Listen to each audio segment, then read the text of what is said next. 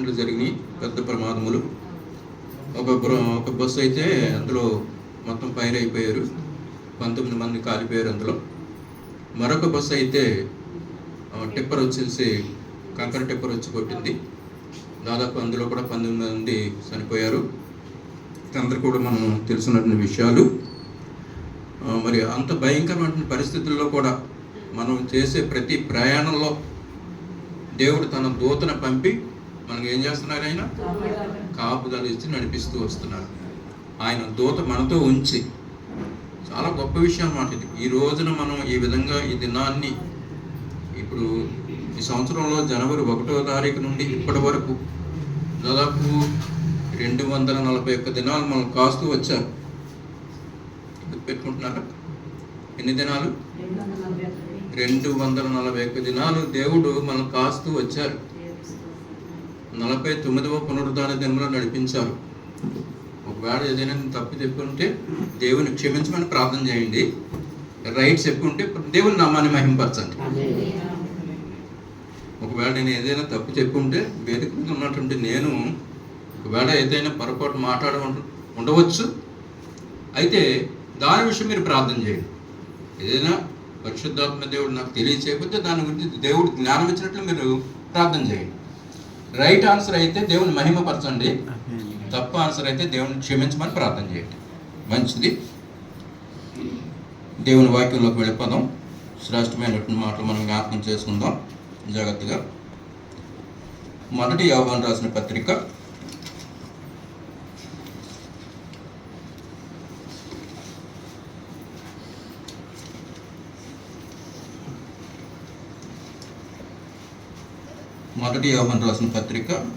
1వ అధ్యాయము 1వ వచనం చదువుకుందాం. చూడండి.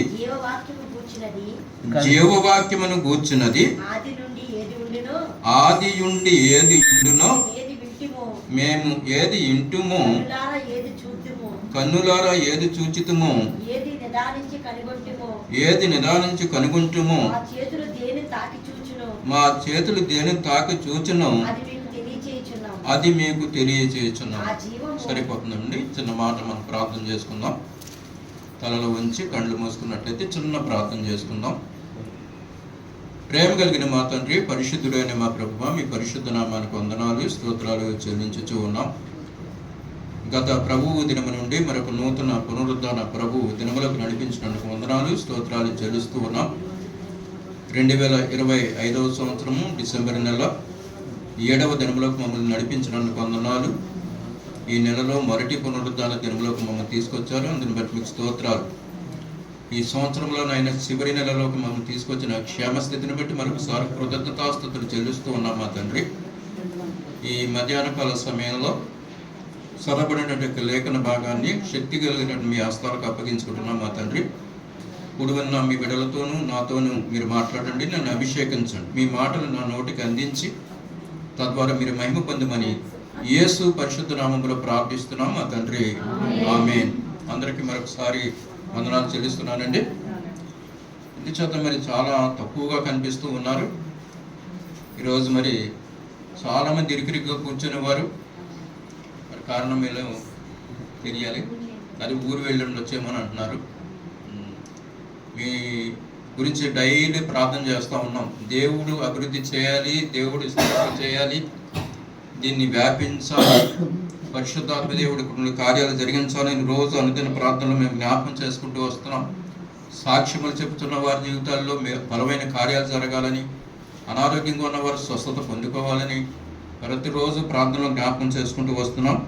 మీరు కూడా మమ్మల్ని గురించి ప్రార్థనలో జ్ఞాపకం చేసుకోవాల్సిందిగా మనం చేస్తూ ఉన్నాం. మంచిది.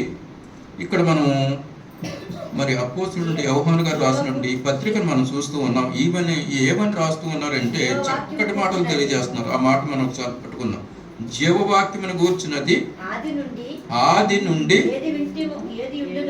ఏది ఉండునో మేము ఏది వింటిమో, కన్నులారా ఏది చూచితిమో, ఏది నిదానించి కనుగొంటుమో,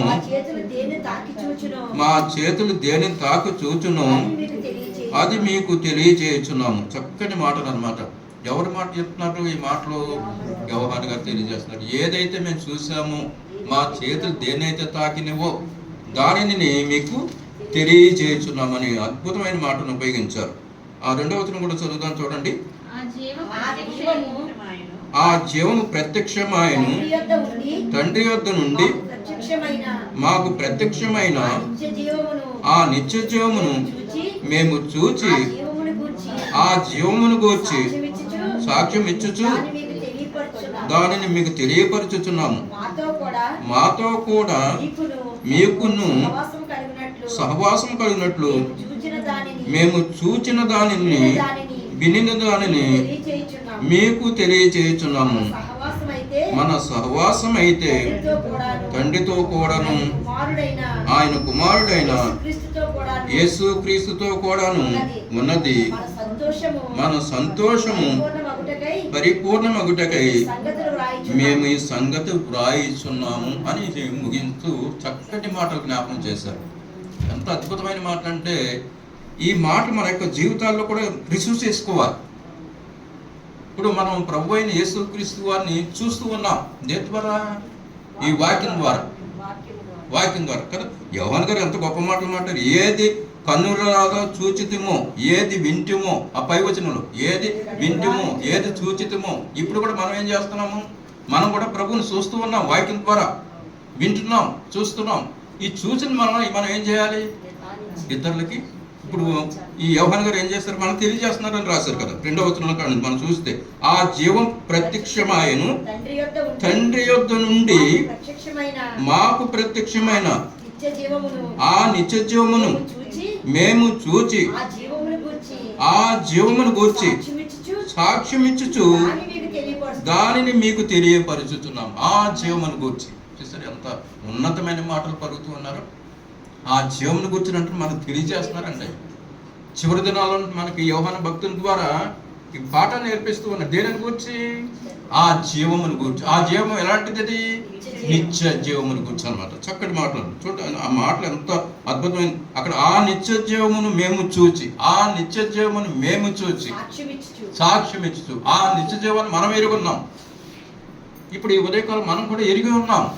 ఇప్పుడు మనం ఏం చేయాలి? ఆ నిత్య జీవమును గురించి ఇతరులకు సాక్ష్యం ఇవ్వాలి. ఆనాడు అపోస్తలులంటే యోహాను గారు సాక్ష్యం ఇచ్చినట్లుగా మనం కూడా సాక్ష్యం ఇచ్చడం నేర్చుకోవాలి. ఇది మన అనుభవంలో ప్రాక్టికల్గా రావాలి. సరే చక్కటి మళ్ళా 3వ వచనం మాతో కూడా మీకును సహవాసం కలిగినట్లు మేము చూచిన దానిని వినిన దానిని మీకు తెలియజేయుచున్నాం. ఇవి ఇతరులకు చెప్పాలి. మాకును మీకును సహవాసం కలిగినట్లు. చక్కటి మాట. అవి తెలియని వారికి మనం ఏం చేయాలి? ఆ నిత్య జీవనం గురించి తెలియచేయాలి. మేము చూచాం, విన్నాం, అనుభవించాం, మాతో కూడా మీకు సహవాసం కలుగుతుంది అని చెప్పగలుగుతూ రావాలి. అలా అని చెప్పి చక్కగా వ్రాస్తున్నానని కనుక వచ్చేసారు. మన సహవాసం అయితే తండ్రితో కూడాను ఆయన కుమారుడైన యేసుక్రీస్తుతో కూడాను ఉన్నది.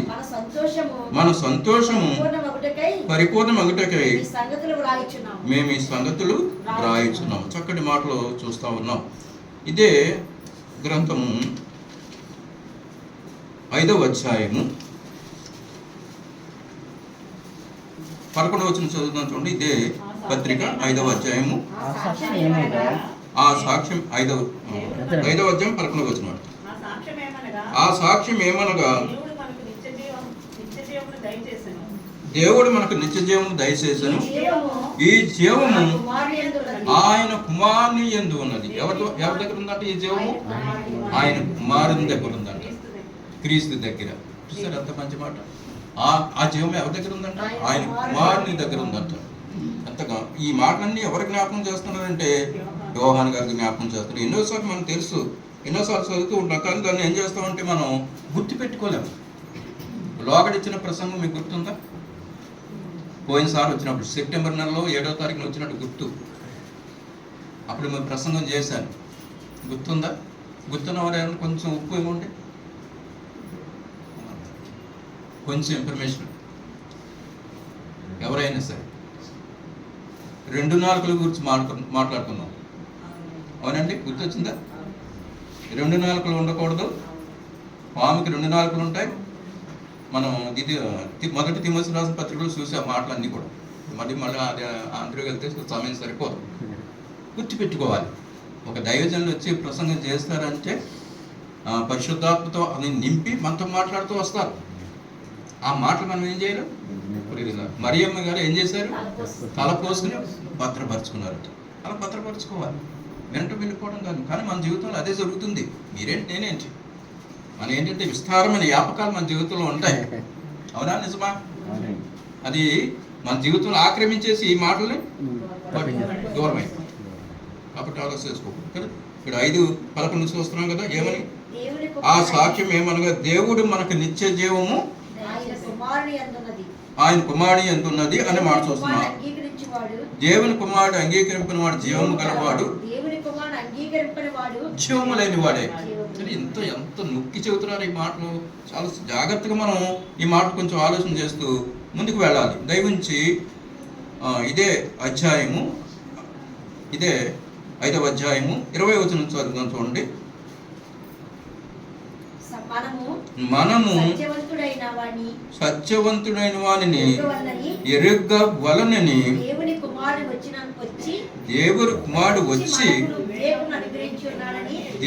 కుమారుడు వచ్చి మనకి వివేకము అనుగ్రహించి ఉన్నాడని ఎరుగుదము.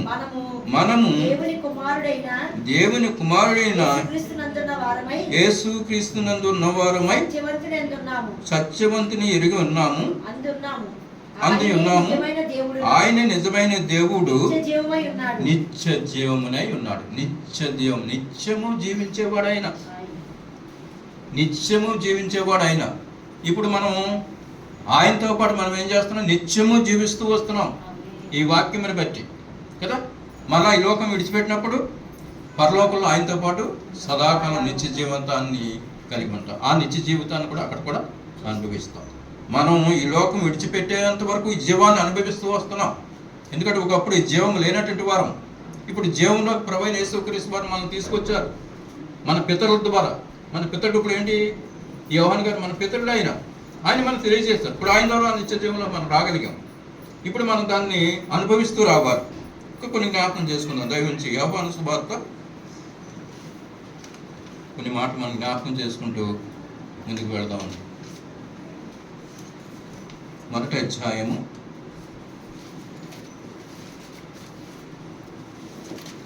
ఒకటి మాట జ్ఞాపకం చేసుకున్నాం.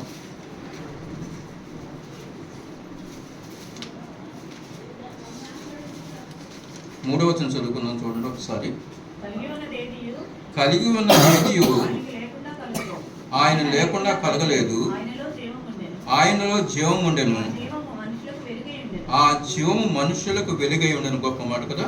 యోహాను సువార్త 1వ అధ్యాయము 3-4 వచనాలు చదువు. కలిగి ఉన్నది ఏది ఆయన లేకుండా కలగలేదు, ఆయనలో జీవం ఉండెను, ఆ జీవము మనుషులకు వెలుగై ఉండెను. ఇప్పుడు మనకి ఏం చేస్తుందంటే అది ఒక వెలుగులాగా ప్రసరింపజేస్తూ ఉంది.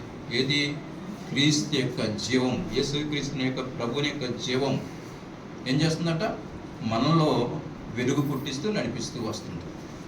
చక్కటి మాట రాశాడు యోహాను గారు.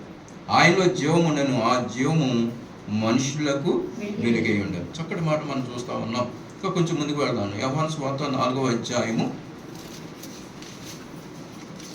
10వ వచనాన్ని జ్ఞాపకం చేసుకుందాం. చూడండి. అందుకు యేసు, నీవు దేవుని వరమును నాకు దాహమునకిమ్మని నిన్ను అడుగుచున్నవాడు ఎవడో అది వెరిగి ఉంటే నీవు ఆయనను అడుగుదువు, ఆయన నీకు జీవజలమిచ్చునని ఆమెతో చెప్పును. ఆయన నీకు జీవజలము నిచ్చునని కదా. ఎంత మంచి మాట కదా. ఆయన ఏమిస్తారట? జీవజలం. ఇప్పుడు మనం ఎక్కడికి వచ్చాము? ఆ నిత్య జీవాల దగ్గరికి వచ్చాం. ఆ నిత్య జీవాలు కలిగినటువంటి యేసు ప్రభు వారి దగ్గరికి వచ్చాం. కానీ నీవు ఆయనని ఎరుగుంటే ఆయన నీకు ఏమిస్తారు? నిత్య జీవం ఇస్తారనమాట. నిత్య జీవము, ఆ నిత్య జీవంతో కూడిన జీవజలాలు ఆయన ఇస్తారు. ఈనాడు మనకి ఆ నిత్య జీవాలు మనకు అనుగ్రహించారు ఆయన. ఒకప్పుడు ఈ నిత్య జీవం గురించి, నిత్య జీవాల గురించి, నిత్య జలాల గురించి మనకు తెలియదు. ప్రభువైన యేసుక్రీస్తు వారు ఆనాడు సమరయ స్త్రీతో ఏ రీతిగా మాట్లాడుతారు, ఇప్పుడు మనతో కూడా మాట్లాడుతూ ఉన్నారు. సో చక్కటి మాట అక్కడ మనం చూస్తాము. అందుకు యేసు, నీ దేవుని వరమును నాకు దేహము నా దాహమునకు ఇమ్మని నిన్ను అడుగుచున్నవాడు అది ఎరుగు ఉంటే నీవు ఆయనను అడుగుదువు, ఆయన నీకు జీవజలం ఇచ్చును. ఆమెతో చెప్పాను. ఆయన మనకి ఏమి ఇచ్చారట? జీవజలం ఇచ్చారు. ఈ జీవజలాన్ని చాలా జాగ్రత్తగా మనం కాపాడుకుంటూ రావాలి. దేవుడు ఇచ్చినటువంటి యొక్క నిత్య జీవితాన్ని చాలా జాగ్రత్తగా మనం కాపాడుకుంటూ రావాలి. ఎలా పడితే అలా నడవడానికి అవకాశము లేదు. దయవించి జ్ఞాపకం చేస్తున్నాం. యోహాను సువార్త 3వ అధ్యాయం. ఇది అందరికీ మనకు తెలిసినటువంటి మాటలే, చాలాసార్లు మనం చదువుకుని ఉంటాం. కంటతో వాక్యంగా కూడా జ్ఞాపకం చేసుకోవచ్చు. యోహాను సువార్త 3వ అధ్యాయం 16వ వచనం చదువుతాం చూడండి. దేవుడు లోకమును ఎంతో ప్రేమించను కాగా ఆయన తన అద్వితీయ కుమారుడుగా పుట్టిన వాని యందు విశ్వాసముంచు ప్రతివాడును నశింపక నిత్యజీవము పొందినట్లు ఆయనను అనుగ్రహించను. ఇందులో చాలా లోతైన మాటలు ఉన్నాయి. దేవుడు లోకమును ఎంతో ప్రేమించారు అంటే లోకంలో ఉన్నటువంటి మిమ్మల్ని నన్ను ఎంతో ప్రేమించారు. అంటే దానికి అంతు లేదు, అంటే పరిమితి లేదు, కొలత లేని ప్రేమతో ప్రేమించారు ఆయన మిమ్మల్ని నన్ను కూడా. ఈ ఉదయకాలం జ్ఞాపకం చేసుకోవాలి మాట. దేవుడు లోకమును ఎంతో ప్రేమించాడు కాగా ఆయన తన అద్వితీయ కుమారునిగా పుట్టిన వాని విశ్వాసముంచి ప్రతివాడు ఏముంచాలట? విశ్వాసముంచి ప్రతివాడు. మరి ఈ దినాల్లో విశ్వాసం కలిగి ఉంటున్నామండి? విశ్వాసము కలిగి కదా ఆ మాట అక్కడ రాయబడింది. విశ్వాసము నశింపక విశ్వాసము ప్రతివాడు నశింపక విశ్వాసము ఉంచు ప్రతివాడు కదా నశింపక నిత్య జీవం పొందినట్లు. మనం ఏం చేయాలి ఇప్పుడు? ఆ విశ్వాసం కోల్పోకూడదు. నిత్య జీవితం మనలో ఎప్పుడు నిలిచి ఉండాలంటే విశ్వాసం కోల్పోకూడదు. కానీ మనం ఏం చేస్తూ ఉంటాం? చాలా పర్యాయములు కోల్పోతూ ఉంటాం. కానీ ఆ మాట ఎంత స్పష్టంగా రాదు. విశ్వాసం నుంచి ప్రతివాడు నశింపక నిత్య జీవం పొందినట్లు ఆయనను అనుగ్రహించారు. ఆయన ఊరకనే రాలేదు. మీకు నాకు ఏమి ఇచ్చారంట? నిత్య జీవం ఉండడానికి ఆయన వచ్చారు. ఎందుకని అక్కడ పైన మాట వస్తుంది. దేవుడు లోకాన్ని ఎంతో ప్రేమించి లోకంలో ఉన్నట్టు మిమ్మల్ని నన్ను ప్రేమించి ఆ నిత్య జీవితాన్ని అనుగ్రహించి. ఇప్పుడు దాని ఎందుకు మనం ఏం చేయాలి? విశ్వాసం ఉంచాలి. ఈ పాయింట్లన్నీ నేర్చుకోవాలి మనం. కానీ ఈ వాక్యం అంతా మనం తెలుసు, కానీ మనం ఏం చేస్తామంటే విడిచిపెట్టేస్తూ ఉంటాం. అక్కడే మనం రాంగ్ రూట్లోకి వెళ్ళిపోతూ ఉంటాం. కనుక కొన్ని మాట మనం జ్ఞాపకం చేసుకున్నాం. దయవించి ఇంకొక మాట జ్ఞాపకం చేసుకున్నాం. యోహాను సువార్త 6వ అధ్యాయము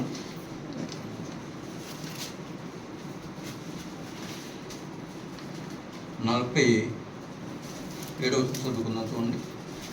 యోహాను సువార్త 6వ అధ్యాయము. విశ్వసించువాడే నిత్యజీవం గలవాడు, జీవాహారము నేనే. మీ పితరులు అరణ్యమును మన్నాను తినినను చనిపోయారు. సరిపోతుంది. విశ్వసించువాడే నిత్యజీవము గలవాడు, జీవాహారము నేనే. అంటే విశ్వసించువాడు నిత్యజీవం గలవాడు. ఇప్పుడు మనం ఏం చేయాలి? విశ్వసించడంలో మనం తప్పిపోకూడదు. విశ్వసించడంలో మనం ఎడబాటు కలగకూడదు. ఎప్పుడు కూడా విశ్వసించడంలో అతుకుపోవాలి ఆయన.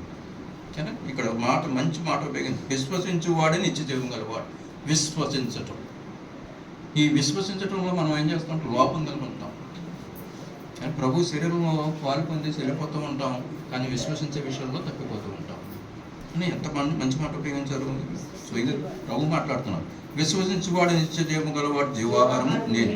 మీ పితరులు అరణ్యమున మన్నాను తినను చనిపోయి, దీనిని తినివాడు చావకు ఉండినట్లు పరలోకం దిగి వచ్చిన ఆహారం ఇదే. ఆయనే. మనం ఇప్పుడు ఏం చేస్తున్నాం? మనం అది అలా తీసుకుంటున్నప్పుడు మనం ఏం చేయాలి? ఈ వాక్య ప్రకారంగా మనం విశ్వాసం నుంచి తప్పిపోకుండా నడవాలి. కానీ చాలాసార్లు తప్పిపోతూ ఉంటాం. చాలా భయంకరమైన పరిస్థితులు మన జీవితాల్లో జరుగుతూ వస్తాయి. యోహాను సువార్త 6వ అధ్యాయము 54వ వచనం చదువుతాం చూడండి. నా శరీరము తిని నా రక్తము త్రాగువాడే నిత్యజీవము గలవాడు, అంత్యదినమున నేను వానిని లేపుదును. చూసారా ఎంత మంచి మాటలు ఉపయోగించారు, అంత గొప్ప మాట కదా. ఇక్కడ యోహాను సువార్త 6వ అధ్యాయం 54వ వచనం. నా శరీరము తిని నా రక్తము త్రాగువాడే నిత్యజీవము గలవాడు, అంత్యదినమున నేను వానిని లేపుదును. నా శరీరం తిని. అంటే ఈ వాక్యాన్ని మనం భుజించాలి. అనుదినం భుజిస్తున్నారా? మరి అనుదినం భుజిస్తున్నారా? అనుదినం భుజించడం ఏంటి అంటే అర్థం రోజు ధ్యానించడం, రోజు చదవటం, అది భుజించటం. అలాంటి వాడు ఎలా ఉంటాడంట? నిత్య జీవం గలవాడు అవుతాడు. మరి ఇలా చేస్తున్నాం మనం. కానీ మనం ఏం చేస్తామంటే చాలా పనులు పెట్టుకుని 2 విషయాలు మనం ఎప్పుడు గుర్తుపెట్టుకోవాలి. బండికి ఎన్ని ఉంటాయి చక్రాలు? 2 ఉంటాయి. బండికి 2 చక్రాలు ఉంటాయి కదా. ఒంటి చక్రం బండి ఎప్పుడైనా చూసారా మీరు? ఒంటి చక్రం బండి ఏ బండి మనం చూడం. పిల్లలు ఆడుకోవడానికి ముందు నేర్పించడానికి ఒంటి చక్రాల బండి అప్పుడు పూర్వం తయారు చేసేది, ఇప్పుడు లేవులండి. అయితే ఇప్పుడు 2 చక్రాల బళ్ళు మనం చూస్తూ ఉంటాం. ప్రతి దానికి 2 ఉంటాయి. ఎడ్ల బండి కానీ ఇంకో బండి కానీ ఏదైనా 2 చక్రాలు ఉంటాయి. సైకిల్ కానీ మోటార్ సైకిల్ కానీ అన్నీ 2. ఇప్పుడు బండి ప్రయాణం చేయాలంటే ఈ 2 చక్రాలు కరెక్ట్గా ఉండాలి కదండి.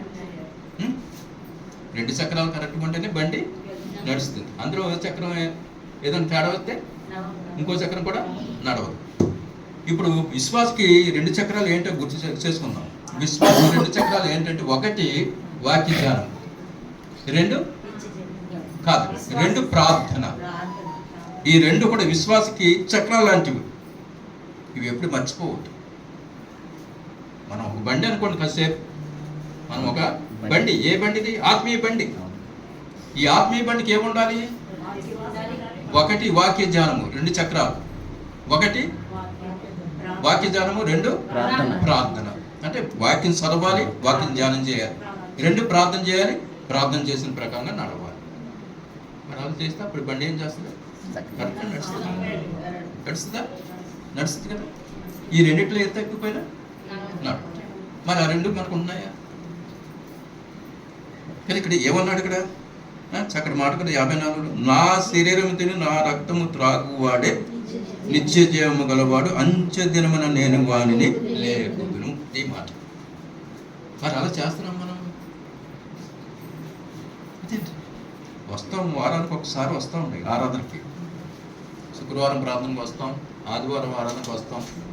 మళ్ళా మనం ఏం చేస్తామంటే, లోకల్ ఒక ఉపమానం చెప్పారు ఒక ఆయన, అది జ్ఞాపకం చేసుకున్నాం ఒకసారి. ఒక ఆయన ప్రతి ఆదివారం చర్చకు వస్తున్నాడట.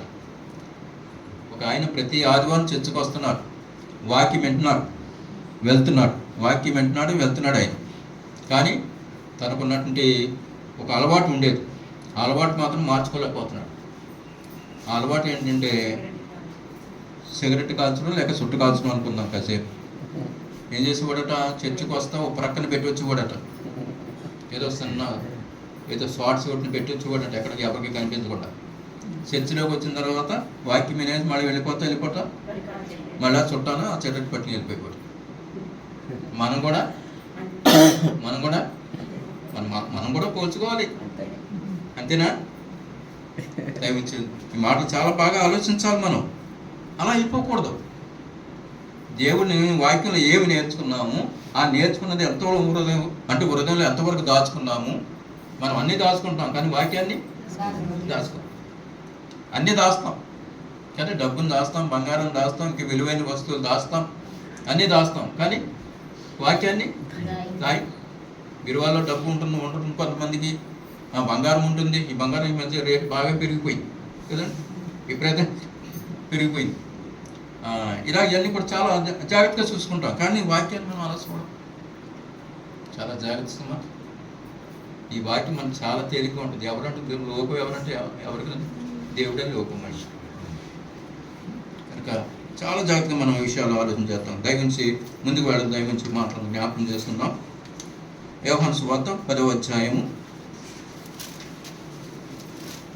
10వ అధ్యాయము 10వ వచనం చదువుతాను చూడండి. మనకు అందరికీ తెలిసిన వచనం ఏంటి? దొంగతనమునకును హత్యను నాశనం చేయుటకు వచ్చును గాని మరి దేనికి రాడు. గొర్రెలకు జీవము కలుగుటకును అది సమృద్ధిగా కలుగుటకు నేను వచ్చితినని మీతో నిశ్చయముగా చెప్పుచున్నాను. ఏం కలగడం కంటే గొర్రెలకు అది ఏంటంటే గొర్రెలకు నిత్య జీవము. ఎంత మంచి మాట కదండి.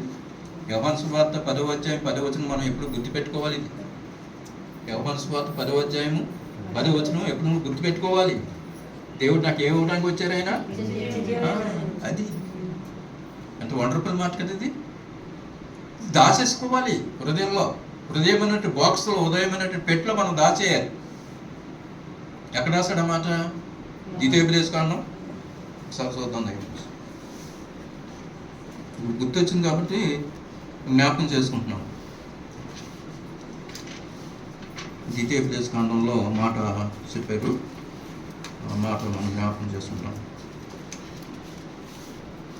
6వ అధ్యాయము 4వ వచనం కంటే చదువుదాం. చూడండి. ఇశ్రాయేలు వినుము, మన దేవుడైన యెహోవా, అద్వితీయుడైన యెహోవా, నీ పూర్ణ హృదయంతోను, నీ పూర్ణ ఆత్మతోను, నీ పూర్ణ శక్తితోను నీ దేవుడైన యెహోవాను ప్రేమింపవలను. నేడు నీకు ఆజ్ఞాపించు ఈ మాటలు నీ హృదయంలో ఉండవలను. అది సరిపోతుంది. ఎక్కడ ఉండాలంట? మన హృదయంలో దాచేసుకోవాలి. డబ్బును దాయటం కాదండి, బంగారం దాయటం కాదు. ఎక్కడ ఉండాలన్నాడు ఈయన? హృదయంలో. ఇంకా ఇలాంటి మాటలు చాలా ఉన్నాయి. ఇప్పుడు సబ్జెక్ట్ కాదు కానీ మరోసారి అది కూడా ధ్యానం చేద్దాం. కనుక ఇక్కడ మనం ఏం చేసాము, ఇక్కడ ఏమనుకుంటున్నాము చూసారా? ఏ మాటలు ఉండాలి? అది ఆ నిత్యజీవం ఎక్కడ చేసుకోవాలి? హృదయంలో భద్రం చేసుకోవాలి. హృదయంలో అది భద్రం అయిపోవాలి. ఇంకా ఒక బాక్స్లో, అంటే హృదయం ఒక పెట్టె అనుకోండి, ఆ పెట్టెలో ఇది ఉండిపోవాలి. చాలా జాగ్రత్తగా ఈ విషయాలు మనం గుర్తు చేసుకోవాలి. ఇక 6వ అధ్యాయము దయవించి ఈ మాటలను త్వరగా జ్ఞాపకం చేసుకుని ముందుకు వెళ్దామండి. మనం ముందున్న కార్యక్రమాలు ఉన్నాయి కాబట్టి, ప్రభు శరీరంలోకి వెళ్ళాలి కాబట్టి మనం పరీక్షించుకుంటూ ముందుకెళ్దాం. వాక్యాన్ని ధ్యానం చేస్తూ యోహాను సువార్త 6వ అధ్యాయము 63వ వచనం జ్ఞాపకం చేసుకుందాం.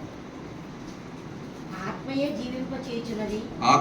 జీవింపచేయుచున్నది, శరీరము కేవలం నిష్ప్రయోజనము. నేను మీతో చెప్పి ఉన్న మాటలు ఆత్మయు జీవమునై ఉన్నవి గాని మీలో విశ్వసించిన వారు కొందరున్నారని వారితో చెప్పాను. విశ్వసించిన వారు ఎవరో, తను అప్పగింపబోయేవాడు ఎవడో మొదటి నుండి యేసుకు తెలియదు. సరిపోతుందండి. ఇక్కడ ఏం చూసామంటే మన ఇందులో ఆత్మయే జీవింప చేయుచున్నది, శరీరము కేవలం నిష్ప్రయోజనము. నేను మీతో చెప్పి ఉన్న మాటలు ఆత్మయు జీవమునై ఉన్నాయి. నేను మీతో చెప్పిస్తున్న మాటలు ఏమై ఉన్నాయంటే ఆత్మయు జీవమునై ఉన్నాయి. ఈ మాటలన్నీ కూడా ఆత్మయు జీవం. ఇప్పుడు మనం ఇంతవరకు ధ్యానించిన మాటలు అన్నీ కూడా ఆత్మతోను జీవంతో కలిపి ఉన్నాయి. ఇవి మనం హృదయంలో బాగా దాచేసుకోవాలి, బాగా భద్రం చేసుకోవాలి. బాగా భద్రం చేసుకుంటే వీటి ప్రకారంగా మనం నడిచే అవకాశం ఏర్పడుతుంది. లేకపోతే మనం రకరకాలుగా నడిచేటటువంటి అలవాట్లు, రకరకాలు చేసే కార్యక్రమాలు ఇవన్నీ కూడా చేస్తూ వస్తాం. అంటే వాక్యం బలంగా నాటిపోవాలి. అలా నాటిపోయినప్పుడు అది ఏం చేస్తుందంటే మనలో జ్ఞాపకానికి వచ్చేసి ఆ చెడు పని చేయకుండా కాపాడుతూ వస్తుంది. ఇది మనం ఆ రీతిగా మనం జ్ఞాపకం చేసుకున్నాం. యోహాను సువార్త 3వ అధ్యాయము 36లో ఒక కఠినమైనటువంటి మాట ఉపయోగించారు. యోహాను సువార్త 3:36 చూద్దాం.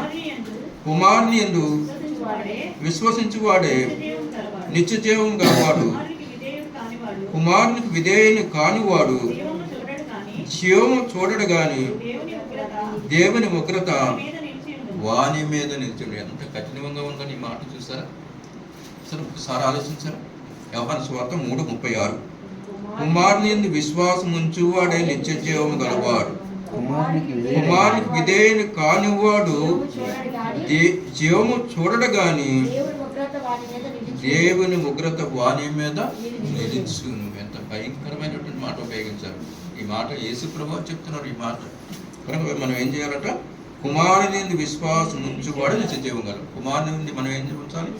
విశ్వాసం ఉంచాలి. ప్రభువైన యేసుక్రీస్తు వారు 2025 సంవత్సరాల క్రితము, ఇప్పుడు 2025 సంవత్సరము, ఇప్పుడు ఏ రోజు? 7వ తారీఖు, డిసెంబర్ నెల 7వ తారీఖు పూర్వము ప్రభువైన యేసుక్రీస్తు వారు ఈ లోకంలోకి వచ్చారు. ఆయన ఎందుకు ఇవ్వడానికి? ఏమి ఇవ్వడానికి? నిత్య జీవం ఇవ్వడానికి. అప్పుడు మనం ఏం చేయాలి? ఆయన యందు విశ్వాసం ఉంచాలి. ఇక్కడ ఏమన్నాడు? అదే మాట మాట్లాడాడు. కుమారుని యందు విశ్వాసం ఉంచువాడే నిత్య జీవము గలవాడు. అది కుమారుని యందు విశ్వాసం ఉంచువాడే నిత్య జీవము. కుమారుని యందు విశ్వాసం తొలగిపోకూడదు మన జీవితంలో. తొలగించే పనులు ఎప్పుడు కూడా చేయకూడదు. చాలాసార్లు మనకు సంభవిస్తూ వస్తాయి ఈ లోకంలో. తొలగిపోయే పరిస్థితులు వస్తాయి, బంధువుల ద్వారా వస్తాయి, సమాజం ద్వారా వస్తాయి, పనుల ద్వారా వస్తాయి, ఉద్యోగాల ద్వారా వస్తాయి, వ్యాపారాల ద్వారా వస్తాయి. కానీ ఏం చేయాలి? తొలగిపోకూడదు. విశ్వాసం ఉంచుటలో తొలగిపోకూడదు, వెనకంచి వేయకూడదు. ఒక మాట మనం జ్ఞాపకం చేసుకున్నాము. యోహాను సువార్త, దానికి ముందు సామెతల గ్రంథము ఒక మాట మనం జ్ఞాపకం చేసుకుంటూ ముందుకు వెళ్తామండి. చక్కటి మాట అక్కడ పరిశుద్ధాత్మ దేవుడు వ్రాయించాడు. సామెతల గ్రంథము 8వ అధ్యాయము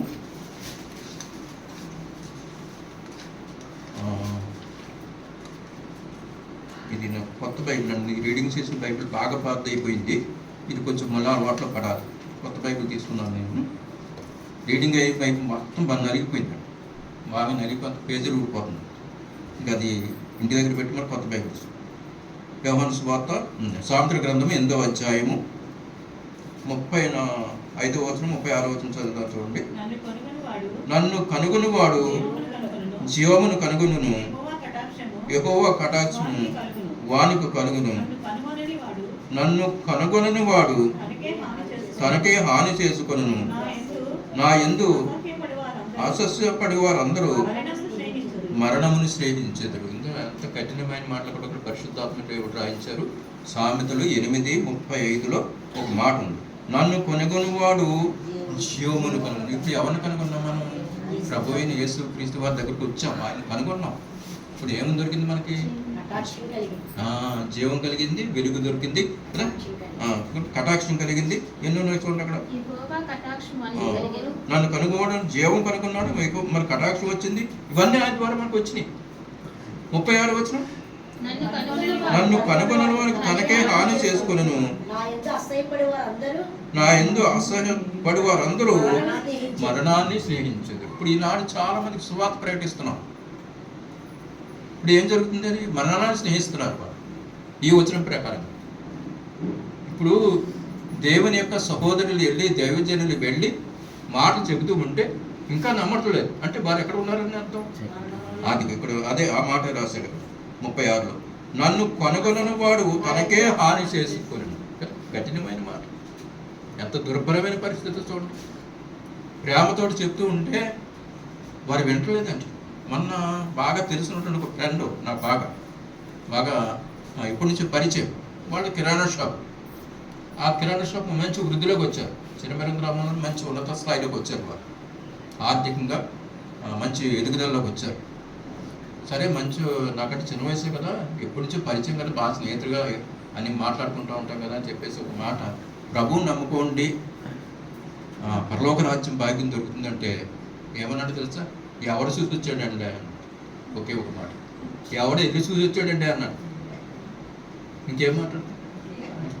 ఇంకా అసలు తిరిగి లేకుండా మాట కొంచెం కూడా చెవి పెట్టలేదండి. ఇప్పుడు అదండి ఇక్కడ ఈ మాట చూసారా? అది నన్ను కనుగొనని వానికి తనకే హాని చేసుకుని నా యందు అసహ్యపడి వారందరూ మరణాన్ని స్నేహిస్తారు. అంటే ఒక దినాన్ని అక్కడికి వెళ్ళిపోతారు. దేవుడు ప్రేమించి మాట్లాడుతున్నారని వెరగదు. దేవుడు ప్రేమించి మాట్లాడుతున్నారని వెరగదు. ఇంత భయంకరమని చూడండి. కనుక జ్ఞాపకం చేసుకుందాం దయవించి. కొన్ని మాట జ్ఞాపకం చేసుకుందాం దయవించి. అపోస్తుల కార్యాలు, ఈ మాట కూడా మనకు అందరికీ తెలుసున్న మాట. అపోస్తుల కార్యాలు 17వ అధ్యాయము 25వ వచనం మనకు కంఠత వాక్యమే అది. చూడండి. అందరికీ జీవమును ఊపిరిని, ఆయన అందరికీ జీవమును ఊపిరిని సమస్తమును దయచేవాడు. సరిపోతుందండి. ఆయన అందరికీ ఏమి ఇచ్చేవాడట? జీవమును ఊపిరి సమస్తమును ఇచ్చేవాడు. జీవం ఇచ్చారంట, ఊపిరి ఇచ్చారంట, సమస్తమును ఇచ్చారంట. ఈ 25వ వచనం అద్భుతమైన వచనం అండి. మనం లేఖనం తీయకలను గుర్తుపెట్టేసుకోవాలి. అపోస్తుల కార్యాలు 17:25 మన యొక్క జీవితంలో ప్రాక్టికల్గా గుర్తుండిపోవాలి. వచనం అందరికీ ఏమి ఇచ్చారట? జీవమును ఊపిరిని సమస్తమును దయచేవాడు. ఎంత మంచి మాట కదండి, ఎంత అద్భుతమైన మాట కదా ఇది, ఎంత ఉన్నతమైన మాట కదా ఇది. చాలా జాగ్రత్తగా మనం చూడాలి. ఇవన్నీ మనం అనుభవిస్తూ ఆయనకి సమీపంగా ఆయన అత్తుకునే జీవితంలోకి వెళ్ళిపోవాలి వీటిని కలిగి ఉండి. కానీ మనం ఆయన వెంబడించిన మూలంగా ఉండకూడదు. ఇక్కడ మనం చదువుకున్న ప్రకారంగా సామెతల గ్రంథంలో 36 ప్రకారంగా 8:36 ఆ కఠినమైనటువంటి పరిస్థితులు మన జీవితంలో ఎప్పుడూ ఉండకూడదు. ఇర్మీయా గ్రంథంలో కూడా కఠినమైన మాటలు ఉంటాయి, చూద్దాం తగ్గించి. ఇర్మీయా గ్రంథము 2వ అధ్యాయము. అవి మన జీవితంలో ఉండకూడదు. ఇర్మీయా గ్రంథము 2వ అధ్యాయము 13వ వచనం చదువుదాం, చూడండి. నా జనులు 2 నేరములు చేసి ఉన్నారు, జీవజలముల ఊటైన నన్ను విడిచి ఉన్నారు. తమ కొరకు తొట్లను అనగా బద్దలై నీళ్లు నిలవని తొట్లను తొలిపించుకుని ఉన్నారు. సరిపోతుందండి. ఇది ఇందులో 2 భాగాలు కనిపిస్తున్నాయి, జాగ్రత్తగా ధ్యానం చేద్దాం. ఇర్మీయా గ్రంథము 2:13లో ఏమన్నారంటే, నా జనులు 2 నేరములు చేసి ఉన్నారు. మొదటి నేరం చూడండి, జీవజలముల ఓటనైన నన్ను విడిచిపెట్టారు. ఏంటన్నమాట? జీవజలములైన ఓటైన నన్ను విడిచిపెట్టారు. రెండవ మాట, తమ కొరకు తొట్లను తొలిపించుకున్నారు. తమ కొరకు నీళ్లు నిలవని తొట్లు. అది మాట, నీళ్లు నిలవని తొట్లు. అది ఏ నీటిలో ఏ తొట్లు అట? నీళ్లు నిలవని తొట్లు. అక్కడ ఆ మాట రాసి చూడండి. అక్కడ జీవజలము ఓటైన నన్ను విడిచి ఉన్నారు. తమ కొరకు తొట్లను అనగా బద్దలై నీళ్లు నిలవని తొట్లను తోల్పించుకున్నారు. అది పరిస్థితి. మన సొంత ప్రయత్నాలు అన్నమాట. అవేంటంట? నీళ్లు నిలవని తొట్లు. పై మాట ప్రకారం మనం ఏం చేయాలి? ఆయన విడిచిపెట్టకూడదు. అక్కడ మాట రాసుకోలేదు కదా. సో నా జనులు 2 నేరములు చేసి జీవజలముల ఓటనైన నన్ను విడిచి, ఆయన విడిచిపెట్టారు. జీవజలముల ఓటైన యేసు ప్రభువాన్ని ఏ పరిస్థితులను విడిచిపెట్టకూడదు. ఏ పరిస్థితులను విడిచిపెట్టకూడదు. ఆయన అత్తుకుపోవాలి. ఆ నేరం మన జీవితంలో రాకూడదు. ఎంత అద్భుతమైనటువంటి మాట ఇక్కడ మనం చూస్తూ ఉన్నాం, గొప్ప మాటను చూస్తూ ఉన్నాం. ఇంకా ఇలా మనం ధ్యానం చేస్తే చాలా కఠినమైనటువంటి మాటలు చూడండి. ఇంకో మాట కూడా, కఠినమైనటువంటి మాట పేతురు గారు మాట్లాడతారు. ఆ మాట మనం జ్ఞాపకం చేసుకున్నాము. అపోస్తలుల కార్యాలు 3వ అధ్యాయము. అపోస్తలుల కార్యాలు 3వ అధ్యాయము 15వ వచనం జ్ఞాపకం చేసుకున్నాం. చూడండి, మనకందరికీ తెలుసున్నమాట. మీరు జీవాధిపతిని చంపితిరి కానీ దేవుడు ఆయనను మృతుల్లో నుంచి లేపారు. సరిపోదు. మీరు జీవాధిపతిని చంపితిరి కానీ మనం ఏం చేయాలట? జీవాధిపతిని చంపేటటువంటి కార్యాలు చేస్తాం. మీరు అనగా మనం అని పెట్టుకోవాలి ఇక్కడ. ఆనాడు పేతురు గారు వారితో మాట్లాడారు, ఈనాడు పరిశుద్ధాత్మ దేవుడు మనతో మాట్లాడుతున్నారు. జీవాధిపతిని చంపడం అంటే ఏంటి అర్థం? ఆయన చెప్పంది చేయడమే చంపడం. అర్థమైందా? ఏదైతే చెప్పలేదో అది చేయడమే ఆయన మనకి అది అర్థమవుతుందామంటే మాటలు అర్థమవుతున్నాయి. ఆయన ఏదైతే మనకు చెప్పాలో అది చేయడమే జీవాధిపతికి మనం శిక్ష విధించిన అర్థం అనమాట. జీవాధిపతిని సంపితిరి అనే మాట ఒకటి చూస్తున్నాం కదా. జీవాధిపతిని మీరు సంపితిరి అనే మాట మనం చూస్తూ ఉన్నాం. ఆయన చెప్పంది ఎప్పుడు కూడా చేయకూడదు. అలా చేస్తే ఆయన మనం జీవాధిపతిని మళ్ళా మనం సిలువకు అప్పగించినట్లే. చాలా జాగ్రత్త విషయాలు. ఇంకా లోతైన మాటలు ఇవన్నీ కూడా చాలా లోతైన. ఆనాడు వారితో మాట్లాడాడు, ఈనాడు పరిశుద్ధాత్ముడు మన మధ్యన కూర్చొని మనతో మాట్లాడుతూ వస్తున్నారు. ఇంకొక మాట జ్ఞాపకం చేసుకుందాం దయవించి. యోబు గ్రంథంలో దానికి ముందు ఇంకొక మాట జ్ఞాపకం చేసుకున్నాం. మనం ప్రభు శరీరంలోకి వెళ్దాం. కొన్ని మాటలు జ్ఞాపకం చేసుకుని సమయం అవుతూ ఉంది. హెబ్రీయులు రాసిన పత్రిక చూడండి, ఎంత కఠినమైనటువంటి మాటలు ఉన్నాయంటే చాలా కఠినమైన మాటలు కొన్ని చోట్ల ఉపయోగించాడు పరిశుద్ధాత్ముడు. ఎందుకంటే కాలాంతంలో మనకు బుద్ధి కలగడానికి ఈ మాట రాశారు. హెబ్రీయులు రాసిన పత్రిక తీసుకుని జాగ్రత్తగా ఒక మాట 10వ అధ్యాయము 29వ చదువుతాం. 10:29 ఇట్లుండగా దేవుని కుమారుని పాదములతో త్రొక్కి తాను పరిశుద్ధపరచబడుటకు సాధనమైన నిబంధన రక్తమును అపవిత్రమైనదిగా ఎంచి కృపకు మూలమగు ఆత్మను తిరస్కరించిన వాడు ఎంత ఎక్కువైనా దండనకు పాత్రగా ఎంచబడునని మీకు తోచును. ఎంత కఠినమైన మాట ఉందో చూసారా? ఈ మాట అర్థమైందండి? మనం ఒకసారి అర్థం చేసుకున్నాం. చూడండి, ఏప్రిల్ రాసిన పత్రిక 10వ అధ్యాయము 29వ వచనం. ఇట్లుండగా దేవుని కుమారుని పాదములతో త్రొక్కి, అంటే దేవుని వాక్యాన్ని కొన్నిసార్లు మనం ఏం చేస్తూ ఉంటాం, అది చాలా భయంకరమైన మాట ఉపయోగించాడు పరిశుద్ధాత్మనుడు అపోస్తలుడు పౌలు గారు. ఎంత కఠినమైన మాట చూసారా? అంటే ఎంత కఠినమైన మాట. మనం ఇలా ఇలా తొక్కుతూ ఉన్నాం కొన్ని పర్యాయములు. దీనికి ఉదాహరణ ఒక చక్కటి యూట్యూబ్లో ఒక చిత్రం వచ్చింది. ఇప్పుడు ఒక మనిషి పడుకున్నాడు, అంటే ఒక మనిషి అదే ఇక్కడ అలా పడుకోబెట్టారు, దాని మీద బైబిల్ పెట్టాడు. బైబిల్ పెట్టిన తర్వాత ఇంకో వ్యక్తిని దాటి వెళ్ళమన్నమాట అన్నాడు. అంటే ఒక వ్యక్తి మీద బైబిల్ ఇలా ఉంచారు, ఇంకో వ్యక్తిని ఆ బైబిల్ మీద దాటి వెళ్ళమన్నారు. అతను నేను వెళ్ళను అన్నాడు. అర్థమవుతుందండి? ఒక మనిషిని పడుకోబెట్టిన తర్వాత బైబిల్ ఇక్కడ పెట్టారు ఇలా గుండెల దగ్గర. ఇంకో వ్యక్తిని యువతల నుంచి అవతల దాటి అన్నారు. అంటే నేను దాటను అన్నాడు. ఎందుకు దాటు అంటే అది పరిశుద్ధ గ్రంథం కదా అన్నాడు. మరి ఇప్పుడు ఈనాడు చేసే పని ఏంటి అని రైట్ ప్రశ్న వేశాడు. ఇప్పుడు ఈనాడు మనం చేసే పని ఏంటి? దేవుడు చెప్పని చేస్తున్నాం కదా మనం.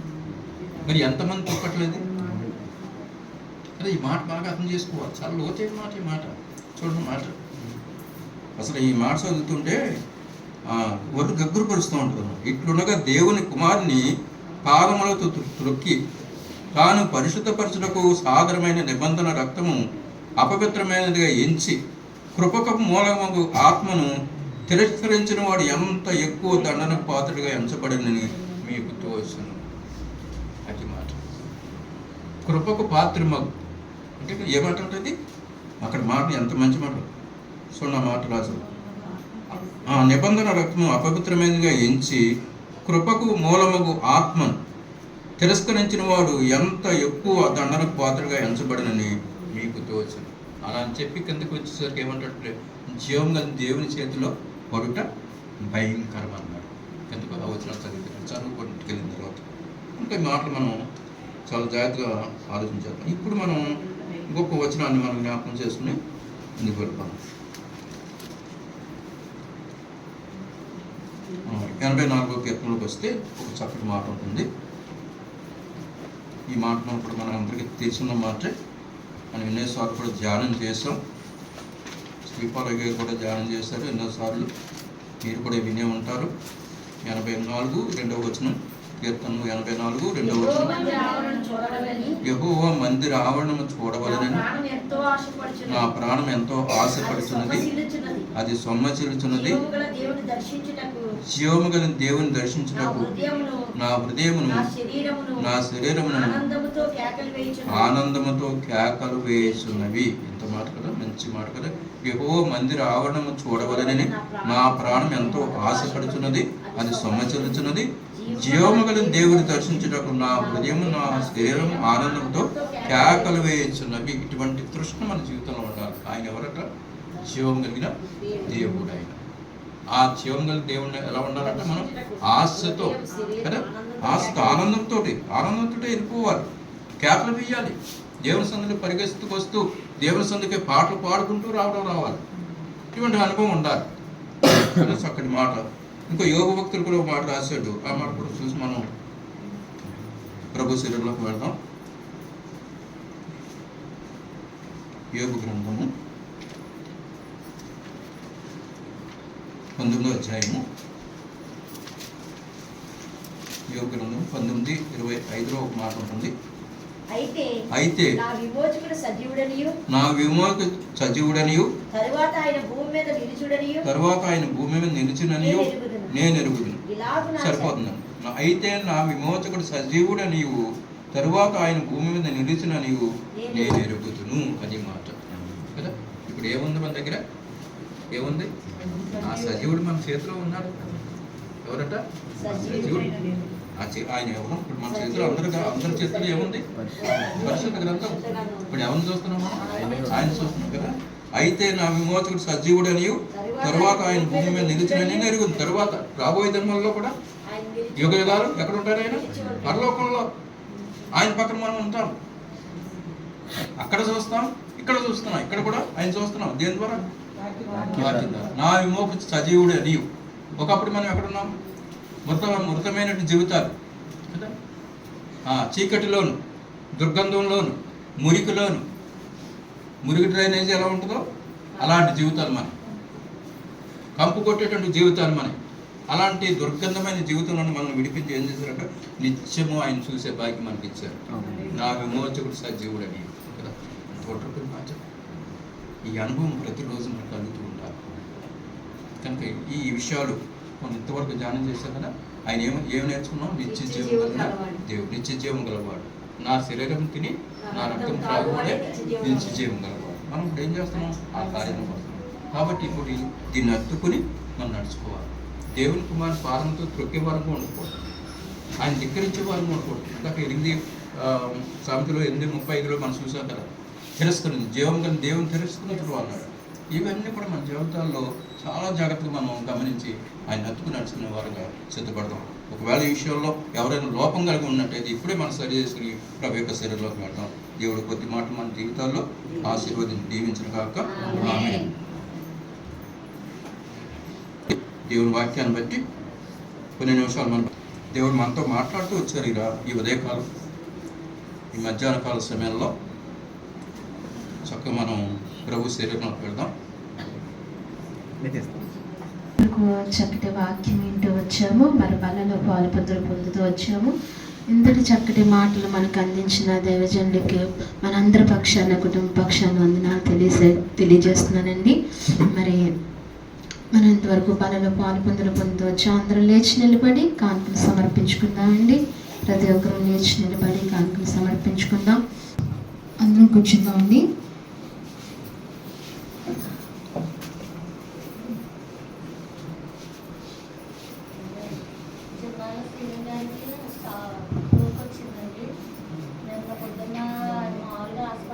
జ్ఞాపకం చేసుకోండి. సోదరుడి గురించి, శ్రీను గారి గురించి ప్రార్థనలో జ్ఞాపకం చేసుకోండి. మరి మంచి స్వస్థత దేవుడిచ్చి తిరిగి వారి గృహానికి దేవుడు చేర్చేటట్టుగా, మంచి ఆరోగ్యం ఇచ్చేటట్టుగా మీ అనుదిన ప్రార్థనలో జ్ఞాపకం చేసుకోండి. భారంగా ప్రార్థన చేయండి. ఆయనకి మంచి ఆరోగ్యం దేవుడు అనుగ్రహించాలి, ఆయనకు మంచి స్వస్థత దేవుడు ఇచ్చేటట్టుగా ప్రార్థనలో జ్ఞాపకం చేసుకోండి. మరి ఇంతటి చక్కటి వర్తమానం ఇచ్చిన దైవజనులకి ఎంతగానో వందనాలు తెలియజేస్తున్నాను. మరి ఇంకొక విన్నపం ఏంటంటే ఆ దైవజనుల గురించి మీ అనుదిన ప్రార్థనలో జ్ఞాపకం చేసుకోండి. అంకుల్ గురించి, అలాగనే ఆంటీ కూడా చాలా బలహీనంగా ఉన్నారండి. మధ్యన షుగర్ అది కొంచెం ఎక్కువైందని మొన్న అంకుల్ కనిపించి, దైవజనులు కనిపించి చెప్పారు, ప్రార్థన కోరుకున్నారు, సంఘంతో కూడా చెప్పమన్నారు. అందుకే మీరు అందరూ కూడా ప్రార్థనలో జ్ఞాపకం చేసుకోండి. దైవజనులకి, వారి భార్య గారికి మంచి ఆరోగ్యం దేవుడు ఇచ్చినట్లుగా, వారి కుటుంబానికి, వారి బిడ్డలకు కూడా ఆరోగ్యం ఇచ్చినట్లుగా ప్రార్థనలో జ్ఞాపకం చేసుకోండి. అలాగే ఇక్కడకు పంపించిన దైవజనులు మరి శ్రీ బాలయ్య గారిని బట్టి, వారి కుటుంబాన్ని బట్టి కూడా ప్రార్థనలో మీరు జ్ఞాపకం చేసుకోవాల్సిందిగా మనవి చేస్తున్నాను. చివరి ప్రార్థన చేసుకుందాం. మరి చివరి ప్రార్థన చేసుకుందాం. అందరం మోకరించినట్లయితే చివరి ప్రార్థన చేసుకుందాం. మరి ఈ వారం మనం 20వ తారీఖు దాటిన తర్వాత మన మందిరంలో క్రిస్మస్ ఆరాధన జరుగుతుందండి. ఆ కూడి గురించి కూడా మీ అనుదిన ప్రార్థనలో జ్ఞాపకం చేసుకోండి. 20వ తారీఖు దాటిన తర్వాత అండి అందరూ కూడా. అలాగనే ఈ నెలంతా మీరు ఎవరైనా ప్రార్థనలు పెట్టుకోవాలి, దేవుని మీ ఇంట్లోకి ఆహ్వానించుకోవాలని మనస్ఫూర్తిగా మీకు కోరుకుంటే కనుక, తెలియజేస్తే కనుక సంఘమంతా వచ్చి మీ ఇంట్లో సహాయం చేశారు ప్రభా. ఇంతవరకు మీరు మాతో కూడా మాట్లాడుతూ వచ్చారు స్వామి, నీకు వందనాలు ప్రభా అని. జీవము గురించి, నిత్య జీవం గురించి నాయన మీరు మాతో మాట్లాడారు. నీ ప్రియ కుమారుణ్ణి మాకు నిత్య జీవం ఇవ్వటానికి ఈ లోకానికి పంపించారు ప్రభా. నీ దాసుని సిలువ చాటు మరుగుపరుచుకుని నాకు రావలసిన నాయన, నాకు అందవలసిన మాటలు మీరు అందించినందుకే నీకు స్తోత్రములు ప్రభు అని నిండు మనసుతో ప్రతి ఒక్కరము ఆయనకు కృతజ్ఞతాస్తుతులు చెల్లిందాం. మరి నాయన మమ్మల్ని బలలో పాలు పొందులు పొందే కృపించావు ప్రభు. ఈ నెలనైనా ప్రభు నేను నాయన ఈ దినము చూడనేమో అనుకున్న దినాలలో ప్రభు నువ్వు నాకు ఈ జీవితం ఇచ్చి తండ్రి నీ శరీరంలోని రక్తంలో పాలు పొందే యోగ్యతను మీరు మాకు దయచేశారు. నా ఉదేతలు మీరు క్షమిస్తున్నందుకు నీకు స్తోత్రము ప్రభు అని ప్రతి ఒక్కరము చెప్దామండి. చివరి ప్రార్థన చేసుకుందాం. చివరి ప్రార్థన తల్లి చిన్న ప్రార్థన చేస్తారు, ఆశీర్వచనం అయ్యగారు ఇస్తారండి.